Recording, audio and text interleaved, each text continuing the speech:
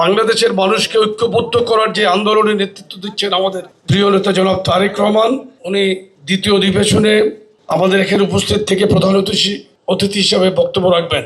বিএনপির যে 31 দফার আলোকে যে রাষ্ট্র সংস্কারের জন্য যে প্রস্তাবগুলো দেওয়া হয়েছে, সেখান থেকে মূল্যবান 8টি বিষয় নিয়ে আমাদের চারজন বিশিষ্ট অভিজ্ঞ স্কলার বলেন, চারজন বিশিষ্ট ব্যক্তি আমাদেরকে এখানে বিশদভাবে বলবেন। আপনারা যুবদলের যে সমস্ত নেতৃবৃন্দ এখানে উপস্থিত হয়েছেন জেলা থেকে কষ্ট করে, আপনারা শুধু এখানে কিন্তু অংশগ্রহণ করার জন্যই কিন্তু আসেন নাই। এখানে আপনারা কিন্তু এখান থেকে প্রশিক্ষণ নিয়ে গিয়ে স্ব জেলায় এবং আপনাদের মাধ্যমে উপজেলাতে আপনারা নিজেরাই প্রশিক্ষকের ভূমিকায় থাকবেন। আপনারা গিয়ে আবার প্রশিক্ষণ দেবেন আপনাদের অধীনে যেই সমস্ত ইউনিটগুলো আছে তাদের মধ্যে। আপনারা এখান থেকে যেটা শিখে যাবেন সেটা গিয়ে আপনারা আবার শিখাবেন। এর মাধ্যমেই কিন্তু আমাদের তৃণমূল পর্যায় পর্যন্ত এই কর্মসূচিটা সফল করার জন্য যে উদ্যোগ বিএনপি নিয়েছে সেটা সফল হবে ইনশাল্লাহ। শুধু আপনাদেরকে আমি এই 8টা টপিক্সের মেইন হেডিংটা একটু বলছি যে ফ্যামিলি কার্ড খুবই গুরুত্বপূর্ণ বলবেন।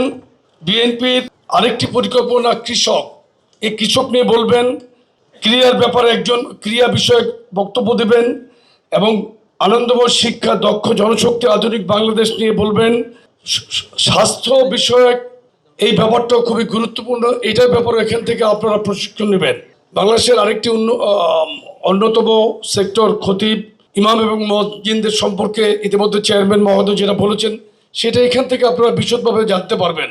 আমাদের আরেকটি যেটা উল্লেখযোগ্য কর্মকাণ্ড ছিল শহীদ রাষ্ট্রপতি জিয়া রহমানের খাল খনন কর্মসূচি, এটা নিয়ে কিন্তু বলবেন। সর্বশেষ দুর্নীতির বিরুদ্ধে যে বিএনপির জিরো টলারেন্স, এটা নিয়ে বলবেন। এই 8টি সাবজেক্টকে খুবই বিশদভাবে সমন্বিত পরিকল্পনার মাধ্যমে কিভাবে আমরা মানুষের দোরগোড়ায় পৌঁছে দিতে পারি সেটা কিন্তু আপনারা এখান থেকে শিখে যাবেন। আর যুবদলের ভাইদেরকে আমি ধন্যবাদ জানাই, আপনারা 10টার মধ্যে হলে প্রবেশ করেছেন এবং খুবই সুশৃঙ্খলভাবে এখানে আপনারা কিন্তু বসে আছেন।